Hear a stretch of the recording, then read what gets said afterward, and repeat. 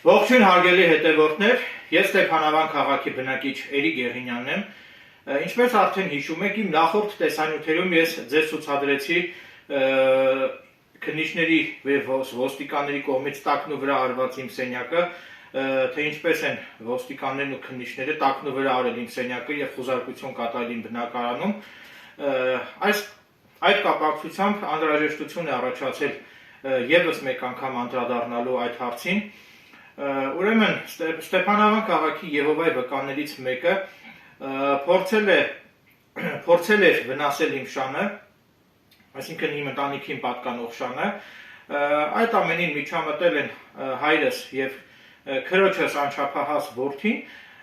եւ միթեթեւ մի քանի րոպե, մոտ 1-2 րոպե տևողությամբ վիճաբանություն է առաջացել, այնուհետեւ այդ Եհովայի վկան հեռացել է մեր շքամուտքից։ Վիճաբանություն առաջացել է մեր տան շքամուտքում, այլ ոչ թե բակում։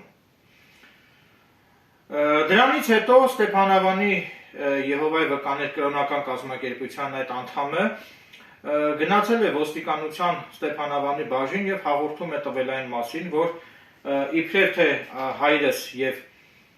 քրոջս անչափահաս որդին իբրև թե ծեծի են ենթարկել իրեն եւ այդ ամենը իբրև թե Էրիկ Եղինյանս նկարահանել եմ եւ այդ տեսանյութը իբրև թե պահում եմ իմ բջջային հեռախոսում։ Նախքան այդ հարցերին անդրադառնալը կցանկանայի նշել, որ այդ կապակցությամբ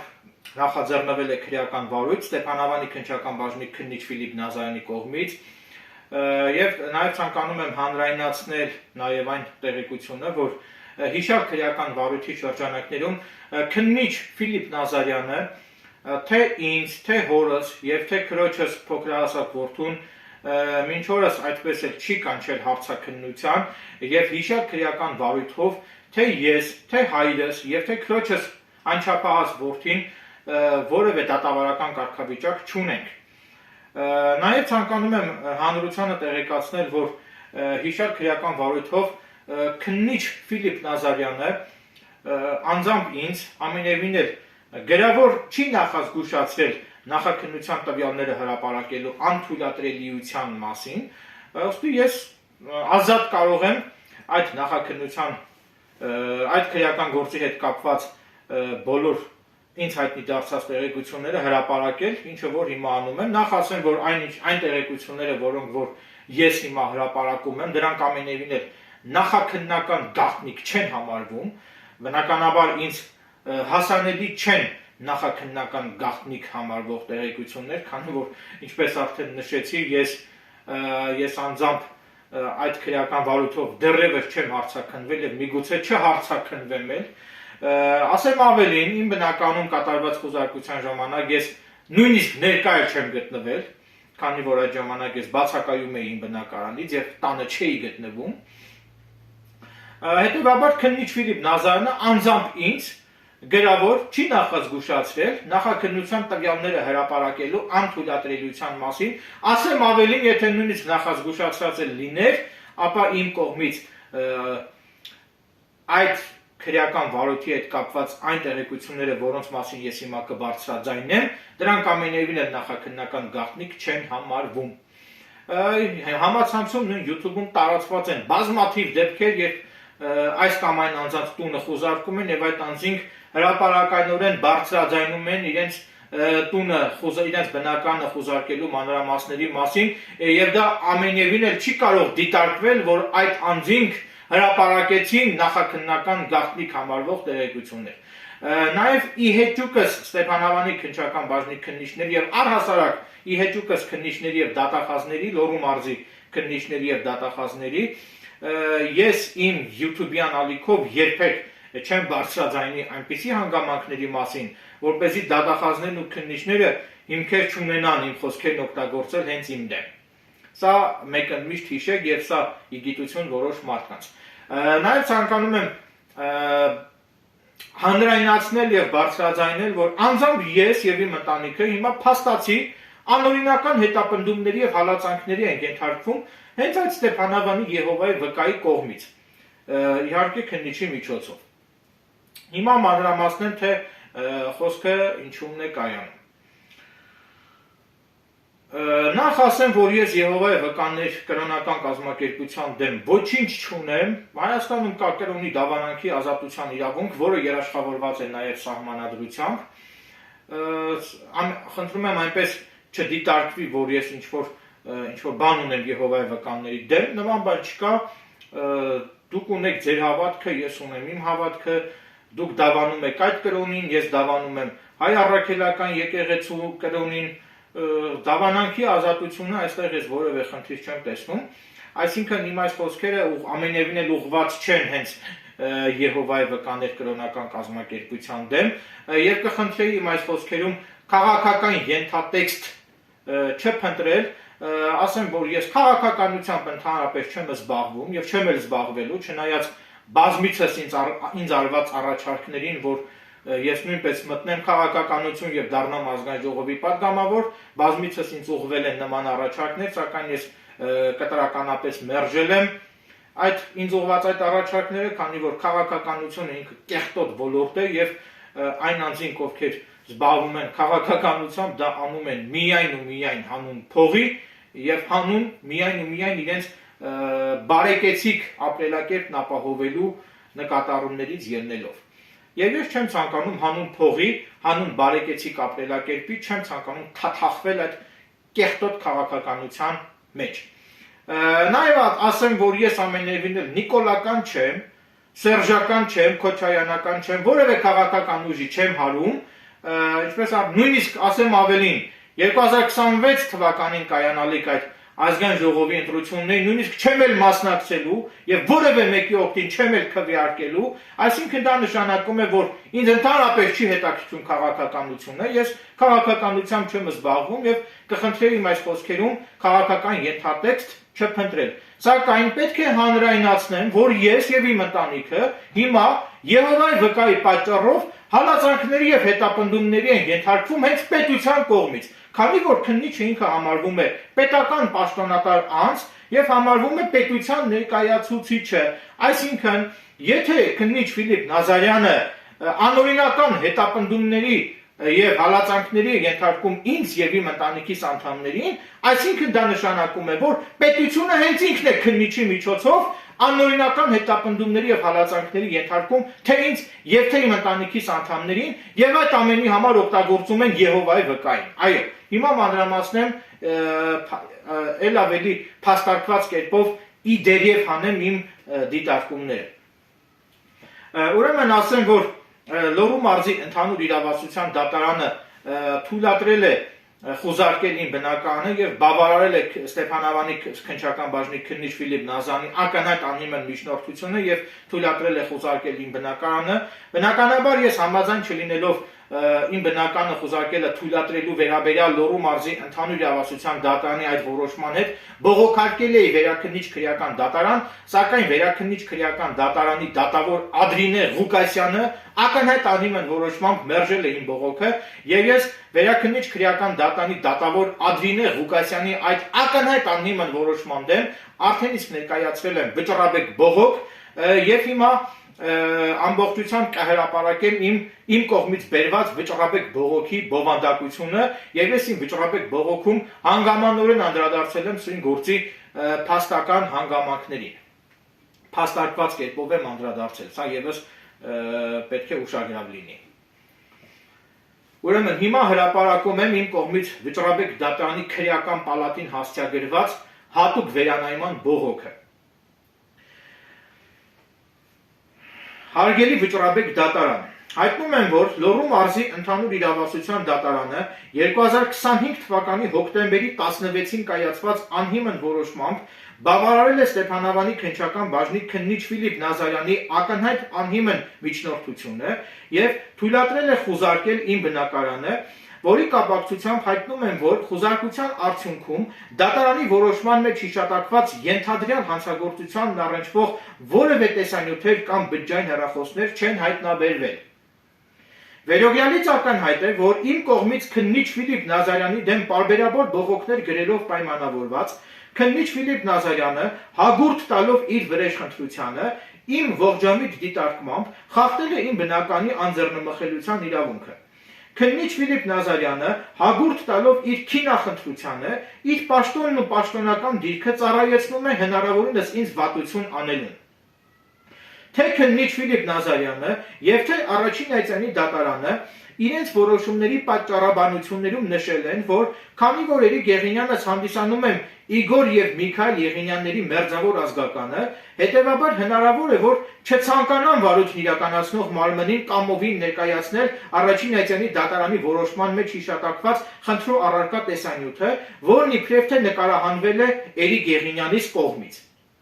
Այդ կապակցությամբ հակադարձելով քննիչ Ֆիլիպ Նազարյանի եւ առաջին այցանի դատարանի կողմից վկայակոչված հեղեղուկ փաստարկներին, ցանկանում եմ վճռաբեկ դատարանի ուշադրությունը հրավիրել այն էական հանգամանքի վրա, որ գործի նյութերում բացակայում են արժանահավատ փաստական տվյալներն առայն, որ ես իբրև թե հրաժարվել եմ վարույթն իրականացնող մարմնին ներկայացնել խնդրու առարկա այդ ենթադրյալ տեսանյութը։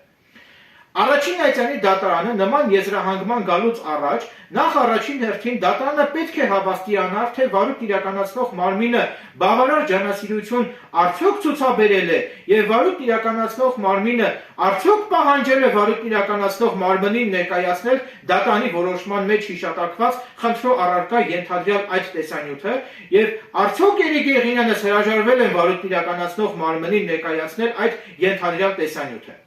Այդ առնչությամբ ցանկանում եմ վերահաստատել, որ վարույթ իրականացնող մարմինը, նույն ինքը քննիչ Ֆիլիպ Նազարյանը, երբեք ինձնից չի պահանջել իրեն ներկայացնել դատարանի որոշման մեջ հիշատակված խնդրու առարկա այդ ենթադրյալ տեսանյութը։ Հատկանշական է նաև այն հանգամանքը, որ անձամբ Էրիկ Եղինյանս երբեք ականատես չեմ եղել Իգոր եւ Միքայել Եղինյանների մասնակցությամբ որևէ ենթադրյալ ծեծի դեպքերի, առավել եւս Էրիկ Եղինյանս Իգոր եւ Միքայել Եղինյանների մասնակցությամբ որևէ ենթադրյալ ծեծին վերաբերող միջադեպ չեմ նկարահանել։ Իհարկե Էրիկ Եղինյանս լինելով ողջամիտ անձնավորություն, բնականաբար ես դատապարտում եմ բռնության ցանկացած դրսևորում, ինձ համար անթույլատրելի եւ անընդունելի է բռնության ցանկացած դրսևորում, եւ եթե կա բռնության ցանկացած դրսևորում, ապա դա պետք է այդ արարքը ստանա համարժեք քրեայավական գնահատական։ Սակայն իմ դժգոհությունը կայանում է նրանում, թե Էրիկ Եղինյանս ինչ կապ ունեմ այդ ենթադրյալ բռնության հետ այն պարագայում, երբ որ Էրիկ Եղինյանս երբևիցե անձամբ ես ինքս որևէ այդ ենթադրյալ ծեծի անձամբ ես երբևիցե ականատես չեմ եղել եւ երբևիցե որևէ ենթադրյալ ծեծ անձամբ ես ինքս չեմ էլ նկարահանել։ Այստեղ է կայանում իմ դժգոհությունն ու իմ ողջունքը, թե ինչու են ինձ խառնել այս քրեական վարույթի հետ եւ ինչու են այդ Եհովայի վկայի անարժանահավատ եւ մտածածին ցուցմունքի հիման վրա խուզարկել իմ բնականը եւ արգելավել իմ բջջային հեռախոսն ու իմ համակարգիչը, որում այդ քրեական գործին առնչվող կամ այլ ենթադրյալ հանցագործություններին առնչվող որևէ տեսանյութեր կամ որևէ այլ փաստական տվյալներ չեն էլ պարունակվում։ Մինչդեռ քննիչը, մինչ օրս քննիչ Ֆիլիպ Նազարյանը նման պարագայում հրաժարվում է թե ինձ եւ թե իմ ընտանիքիս անդամներին վերադարձնել խուզարկության արդյունքում մեզնից արգելավված մեր բջջային հեռախոսներն ու մեր համակարգիչը, որը որ առօրյա կենցաղում օգտագործելու համար մեզ խիստ անհրաժեշտ է դա։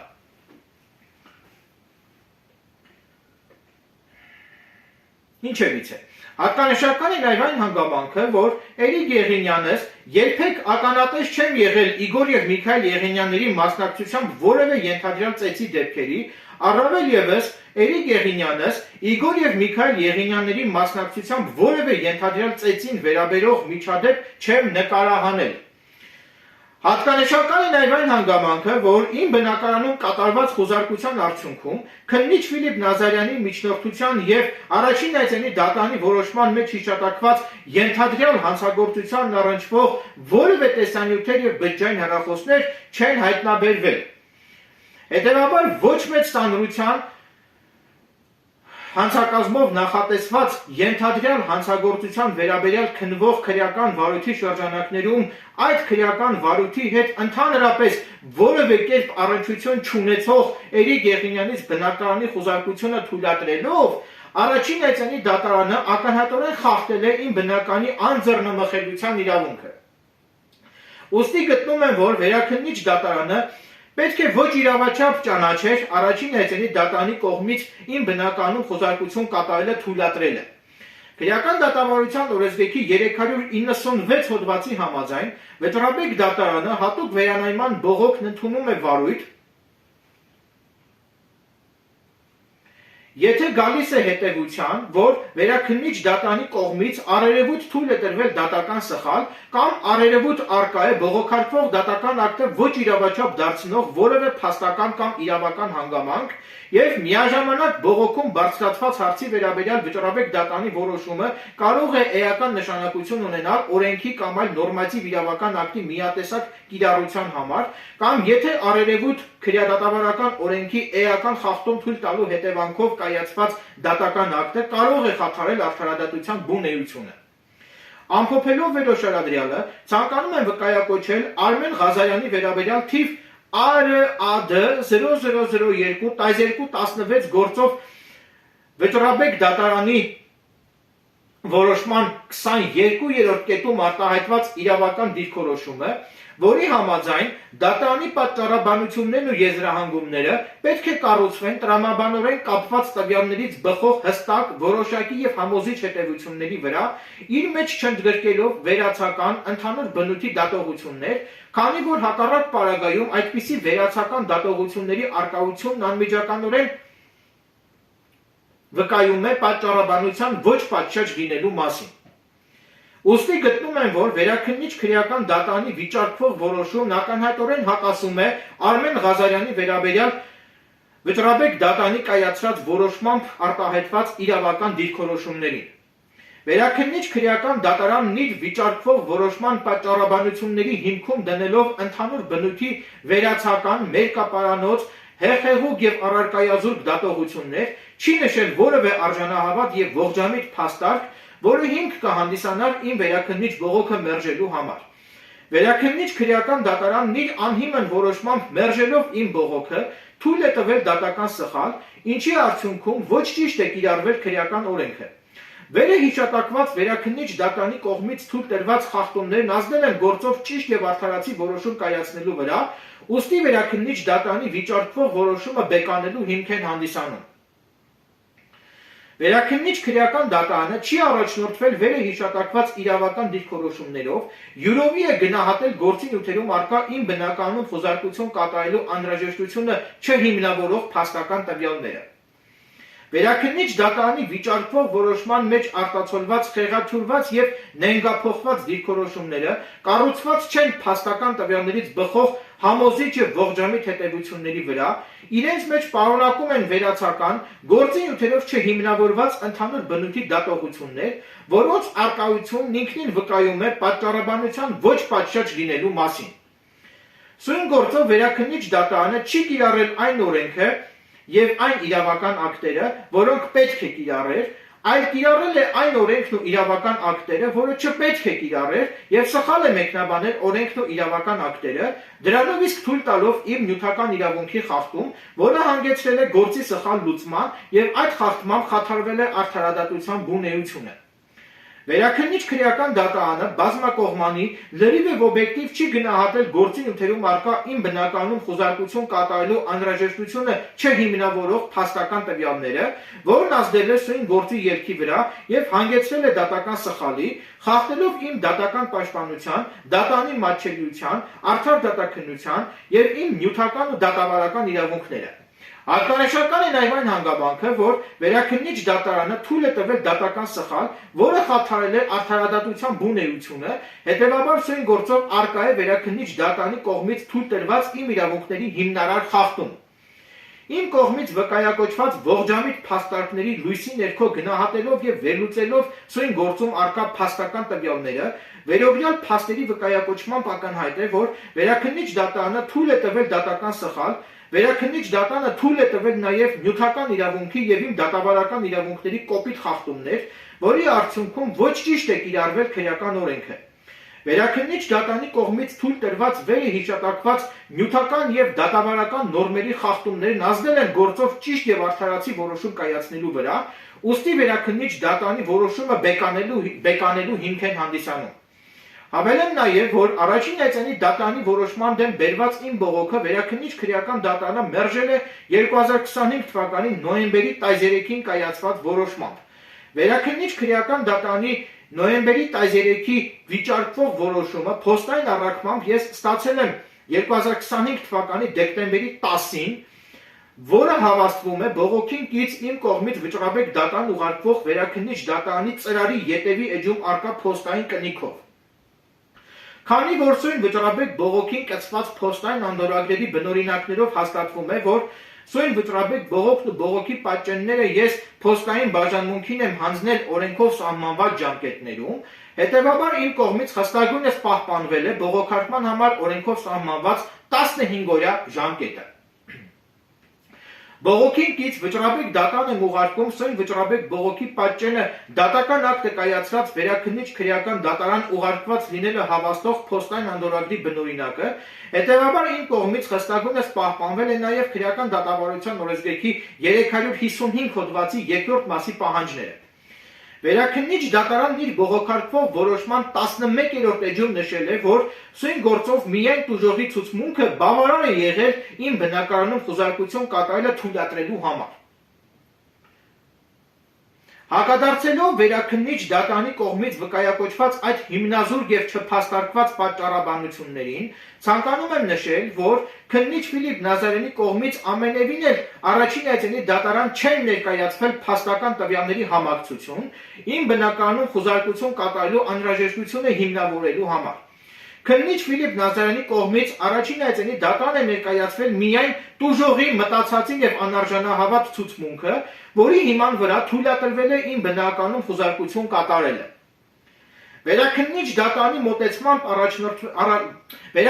դատարանի մոտեցմամբ առաջնորդվելու պարագայում կստեղծվի մի իրավիճակ, որ առանց բավարար փաստական տվյալների համակցության միայն գործի ելքով շահագրգռված տուժողի մտածածին եւ անարժանահավատ ցուցմունքի հիման վրա քննիչները կարող են երբ ուզեն խուզարկեն ցանկացած անձի բնակարանը, խախտելով մարդկանց բնականի անձեռնմխելիության իրավունքը։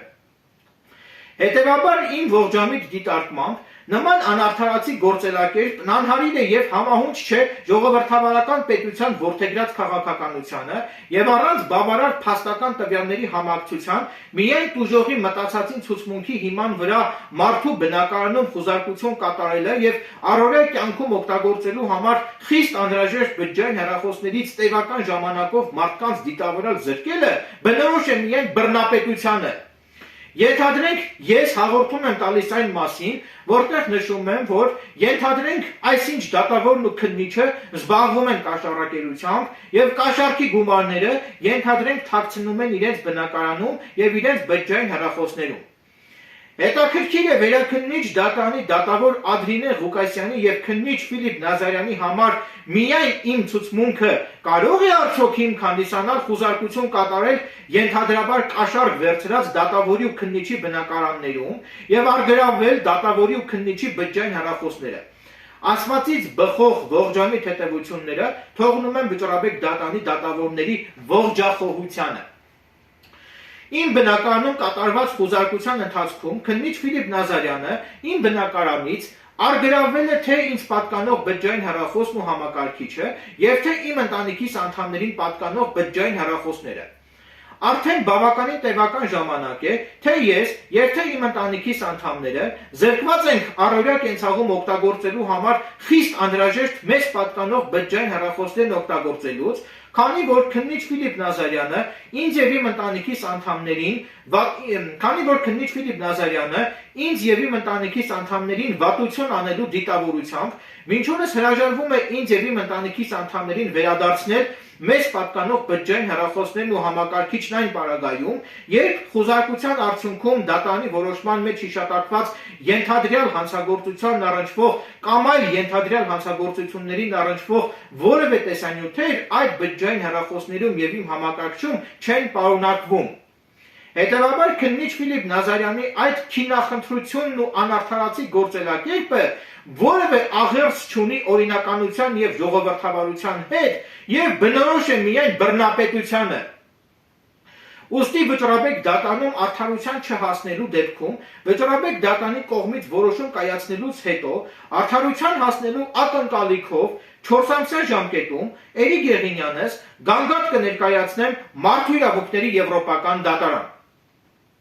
Նկատի ունենալով այն հանգամանքը, որ սույն գործով առկա իրավունքի զարգացման խնդիր, ուստի բողոքում բարձրացված հարցի վերաբերյալ վճռաբեկ դատանի որոշումը կարող է էական նշանակություն ունենալ օրենքի միատեսակ կիրառության համար։ Հավելեմ նաև, որ իմ բնակարանը խուզարկելու վերաբերյալ քննվող այդ քրեական վարույթով թե Էրիկ Եղինյանս եւ թե Իգոր Միքայել Եղինյանները 2025 թվականի դեկտեմբերի 16-ի դրությամբ որևէ դատավարական կարգավիճակ չունենք եւ վերը նշված քրեական վարույթով թե Էրիկ Եղինյանս եւ թե Իգոր եւ Միքայել Եղինյանները մինչ օրս չենք հարցաքննվել։ Հետևաբար, եթե իմ բնակարանում կատարված խուզարկության արդյունքում արգելված իմ եւ ընտանիքիս անդամների բջջային հեռախոսներում եւ իմ համակարգչում որևէ հանցագործության վերաբերյալ տվյալներ պարունակվեին, ապա քննիչ Ֆիլիպ Նազարյանը վաղուց արդեն թե ինձ եւ թե Իգոր եւ Միքայել Եղինյաններին մեղադրանքներ առաջադրած կլիներ։ Մինչդեռ քննիչ Ֆիլիպ Նազարյանը ինձ եւ իմ ընտանիքիս անդամներին վատություն անելու պատճառով մինչ օրս հրաժարվում է ինձ եւ իմ ընտանիքիս անդամներին վերադարձնել քրեական վարույթի հետ ընդհանրապես որևէ կերպ առնչություն չունեցող իմ բնակարանից արգելված ինձ եւ իմ ընտանիքիս անդամներին պատկանող բջջային հեռախոսներն ու համակարգիչը։ Ասեմ ավելին, ինձ եւ իմ ընտանիքիս անդամներին վատություն անելու համար քննիչ Ֆիլիպ Նազարյանը իմ եւ իմ ընտանիքիս դեմ օգտագործում է դատավորներին, այսինքն դատական համակարգին։ Նկատի ունենալով այն հանգամանքը, որ սույն գործով առկա է իրավունքի զարգացման խնդիր, ուստի բողոքում բարձրացված հարցի վերաբերյալ վճռաբեկ դատանի որոշումը կարող է էական նշանակություն ունենալ մեկ անձի ցուցմունքի հիման վրա անձի բնակարանում խուզարկություն կատարելու անթույլատրելիության տեսանկյունից օրենքի միատեսակ կիրառության եւ միասնական իրավական դիրքորոշում ձևավորելու համար, ինչպես նաեւ նկատի ունենալով այն, որ սույն վճռաբեկ բողոքում իմ կողմից խստագույնս պահպանված են քրեական դատավարության օրենսգրքի 354, 355, 396 եւ 397 հոդվածների պահանջներն ու սույն բողոքը բովանդակում է քրեական դատավարության օրենսգրքի 396 հոդվածով նախատեսված բողոքը վարույթ ընդունելու փաստարկները, ուստի խնդրում եմ սույն վճռաբեկ բողոքն ընդունել վարույթ եւ բավարարել։ Ելնելով վերօրյալից եւ առաջնորդվելով սույն բողոքում վկայակոչված ողջամիտ փաստարկներով, ինչպես նաեւ հիմք ընդունելով քրեական դատավարության օրենսգրքի 362 հոդվածի առաջին եւ երրորդ մասերի պահանջները, խնդրում եմ վերաքննիչ քրեական դատարանի կողմից 2025 թվականի նոյեմբերի 13-ին կայացված որոշումը բեկանել ամբողջությամբ եւ ոչ իրավաչափ ճանաչել ընդամենը մեկ անձի ցուցմունքի հիման վրա իմ բնակարանում խուզարկություն կատարելը թույլատրելը։ Այժմ ցանկանում եմ նշել բողոքին կցվող փաստաթղթերի եւ նյութերի ցանկը։ Բողոքին կից վճռաբեկ դատարանին եմ ուղարկում սույն բողոքի պատճենը վերաքննիչ քրեական դատարանին պատվիրված փոստով ուղարկված լինելը հավաստող եւ սույն վճռաբեկ բողոքը օրենքով սահմանված ժամկետներում փոստային բաժանմունքին հանձնված լինելը հավաստող փոստային անդորագրերի բնօրինակները 2 հատ։ Վերաքննիչ դատարանին եմ վճռաբեկ դատարանին եմ ուղարկում վերաքննիչ դատարանի կողմից ինձ հասցեագրված ծրարի բնօրինակը 1 հատ, որտեղ ծրարի ետևի էջում արկա փոստային կնիքում նշված է, թե կոնկրետ երբ եմ ստացել վերաքննիչ դատարանի բողոքարկվող որոշումը։ Ինչպես նաև վճռաբեկ բողոքին կից վճռաբեկ դատարան եմ ուղարկում սույն վճռաբեկ բողոքի էլեկտրոնային կրիչը 1 հատ էլեկտրոնային կրիչ, էլեկտրոնային տարբերակով այսինքն։ Այսքանը բողոք բերող Էրիկ Իգորի Եղինյան։ Ես հրապարակեցի իմ բնականը ապօրինի խուզարկելը, իմ բնականում ապօրինաբար կատարված խուզարկությունը անթույլատրելի եւ ոչ իրավաչափ ճանաչելու վերաբերյալ իմ կողմից վճռաբեկ դատարանին ներկայացված վճռաբեկ բողոքը,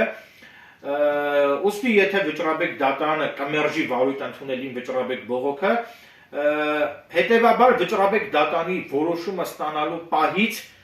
4 ամսյա ժամկետում Էրիկ Եղինյանս արդարության հասնելու ակնկալիքով գանգատ կներկայացնեմ Մարդու իրավունքների եվրոպական դատարան, քանի որ ըստ էության ես արդեն իսկ Հայաստանի Հանրապետությունում սպառել եմ արդարության հասնելու ողջ իրավական գործիքակազմը։ Ասեմ, որ Էրիկ Եղինյանս նախկինում եւս գանգատ է ներկայացրել Մարդու իրավունքների եվրոպական դատարան։ Էրիկ Եղինյանս բավականին լավ տիրապետում է Մարդու իրավունքների եվրոպական դատարան գանգատ ներկայացնելու ընթացակարգին, ասեմ, որ Մարդու իրավունքների եվրոպական դատարան անձը կարող է իր գանգատը ներկայացնել նաև հայերեն լեզվով, սակայն ոչ ձեռագիր տարբերակով, այսինքն պետք է Մարդու իրավունքների եվրոպական դատարանի պաշտոնական կայքեջից ներբեռնել հայերեն լեզվով ձևաթուղթ, լրացնել այդ ձևաթուղթը եւ ձեր բողոքինքից այդ ձևաթուղթը պետք է պարտադիր հայ փոստով ուղարկվի պատվիրված փոստով, այսինքն հետադարձ ծանուցմամբ պետք է ուղարկվի Մարդու իրավունքների եվրոպական դատարան։ Ասեմ, որ եվրոպական դատարան դուք ձեր գանգատը չեք կարող ներկայացնել էլեկտրոնային փոստով կամ ֆաքսով, այլ պետք է Մարդու իրավունքների եվրոպական դատարան ձեր գանգատը ներկայացնեք միայն ու միայն հայ փոստի միջոցով պատվիրված փոստով հետադարձ ծանուցմամբ, որը բավականին մեծ գումար է կազմում, այսինքն մոտ 60-70 հազար եւ միգուցե եւ ավել գումար է կազմում հայ փոստի միջոցով եվրոպական դատարան գանգատ ներկայացնելու փոստային ծախսերը, դրան գումարվում է նաեւ փաստաթղթեր պատճենահանելու ծախսերը, իսկ եթե փաստաբանի միջոցով եվրոպական դատարան գանգատ ներկայացնեք, փաստաբանները բավականին մեծ գումարներ կպահանջեն ձեզնից, սակայն եթե դուք տիրապետում եք Մարդու իրավունքների եվրոպական դատարան գանգատ ներկայացնելու ընթացակարգին, ուստի բոլորովին անհրաժեշտություն չկա փաստաբաններին աստղաբաշխական գումարներ վճարել, որպեսզի փաստաբանը ինքը այդ գանգատը ներկայացնի մի ետ։ Ինչպես արդեն նշեցի, ես ինքս տիրապետում եմ Մարդու իրավունքների եվրոպական դատարան գանգատ ներկայացնելու ընթացակարգին, ընդհանրապես անհրաժեշտ է Մարդու իրավունքների եվրոպական դատարանի պաշտոնական կայքեջից ներբեռնել հայերեն լեզվով այդ ձևաթուղթը, լրացնել այդ ձևաթուղթը եւ տեքստը համակարգչով հավաքված ոչ ձեռագիր տարբերակով գրված ձեր բողոքինքից այդ լրացված ձևաթուղթը անհրաժեշտ է համապատասխան փաստաթղթերով, փաթեթով անհրաժեշտ է հայ փոստի միջոցով պատվիրված փոստով ուղարկել Մարդու իրավունքների եվրոպական դատարան, որը գտնվում է Ստրասբուրգում, հասցեն իհարկե ես ունեմ, ծրարի վրա պետք է նշվի եվրոպական դատարանի ճիշտ հասցեն, եվրոպական դատարանի հասցեն հստակ նշված է եվրոպական դատարանի կայքեջում, ինչևիցե սպասենք իրադարձությունների հետագա զարգացմանը, տեսնենք թե ինչպիսի որոշում կկայացնի վճռաբեկ դատարանը, եթե վճռաբեկ դատարանը իմ բողոքը վարույթ չընդունեց, բնականաբար ինչպես արդեն նշեցի, արդարության հասնելու ակնկալիքով վճռաբեկ դատարանի որոշումը ստանալուց հետո 4 ամսյա ժամկետում Էրիկ Եղինյանս այս գործով գանգատ եմ ներկայացնելու Մարդու իրավունքների եվրոպական դատարան, սա ինձ համար սկզբունքի հարց է եւ հանուն արդարության, հանուն իմ իրավունքների պաշտպանության, հանուն իմ սկզբունքայնության ես մինչեւ վերջ պայքարելու եմ, որպեսզի ճանաչվի իմ իրավունքների խախտման փաստը, երբեք չեմ նահանջելու, երբեք չեմ ընկրկելու եւ մինչեւ վերջ պայքարելու եմ, որպեսզի հասնեմ արդարության։ Իհարկե ես կցանկանայի, որ այս գործով արդարության հասնեի Հայաստանի Հանրապետության դատական այցաններում, սակայն քանի որ Հայաստանի Հանրապետության դատական այցաններում չկա արդարություն, չկա արդարադատություն, որոնց դատավորներ կատարում են դատախազության կամքը, այդ իսկ պատճառով ինձ այլ ելք չի մնում, քան արդարության հասնելու ակնկալիքով դիմել Մարդու իրավունքների եվրոպական դատարան։ Քանի որ ինչպես արդեն նշեցի, ես արդեն իսկ սպառել եմ արդարության հասնելու ողջ իրավական գործիքակազմը։ Եվ այդ իսկ պատճառով նպատակահարմար գտա հանրայնացնել այս ամենը, որպեսզի հանրությունը տեղյակ լինի, թե ինչպես է պետությունը իդեմը Ստեփանավանի քննչական բաժնի քննիչ Ֆիլիպ Նազարյանի միջոցով, ինչպես է պետությունը Եհովայի վկային օգտագործում իմ դեմ, ինչպես նաև իմ ընտանիքիս դեմ, որպեսզի դրանով իսկ ճնշում գործադրեն իմ նկատմամբ եւ իմ ընտանիքիս նկատմամբ, նաև իմ ընտանիքիս անդամների նկատմամբ, որը պայմանավորված է իմ կողմից Լոռու մարզի քննիչների եւ Լոռու մարզի դատախազների դեմ պարբերաբար բողոքներ գրելու հանգամանքով։ Այսինքն, քանի որ ես պարբերաբար բողոքներ եմ գրում Լոռու մարզի քննիչների եւ Լոռու մարզի դատախազների դեմ, այդ իսկ պատճառով էլ ցավագին ընդունելով այդ ամենը, Լոռու մարզի դատախազները, Լոռու մարզի քննիչները Եհովայի վկային օգտագործում են թե իմ դեմ եւ թե իմ ընտանիքիս անդամների դեմ, որպեսզի դրա միջոցով լրացնեն ինձ եւ դրա միջոցով ճնշում գործադրեն ինձ վրա։ Սակայն ստիպված եմ հիասթափեցնել ձեզ, ես բավականին հզոր կամքի ուժ ունեմ, երբեք հնարավոր չէ իմ կամքը կոտրել, նման էժանագին հնարքներով հնարավոր չէ ինձ ծանքի բերել եւ նորից եմ կրկնում, ես մինչեւ վերջ պայքարելու եմ որպեսզի հասնեմ արդարության եւ պայքարելու եմ, որպեսզի եվրոպական դատանի միջոցով ճանաչվի իմ իրավունքների խախտման փաստը։ Ես հասնելու եմ դրան։ Նույնիսկ եթե 10 տարի էլ պահանջվի, ոչինչ, ես կսպասեմ բավականին երկար ժամանակ, մինչև որ կհասնեմ արդարության։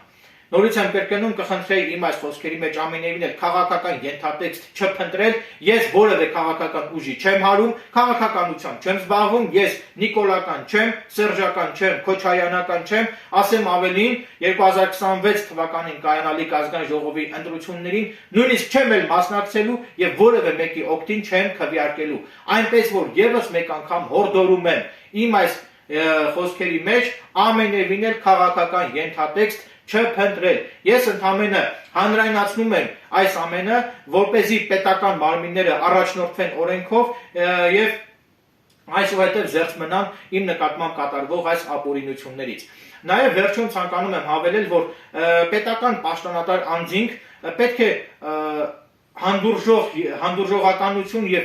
զսպվածություն դրսևորեն շարքային քաղաքացիների կողմից իրենց ուղղված առողջ եւ կառուցողական քննադատական խոսքի նկատմամբ եւ սրանք իմ կողմից վկայակոչված այս փաստարկները սրանք ընդհանրապես իմ գնահատողական դատողություններն էին, ես ամենևին էլ միտված չեմ ցեղ շպրտել որևէ պաշտոնատար անձի վրա, այլ ընդհանրապես փաստարկված կերպով բարձրաձայնեցի, հանրայնացրեցի այն ամենը, ինչ որ իմ հանդեպ կատարվում է պետական մարմինների կողմից։ Այսքանը, շնորհակալություն ուշադրության համար։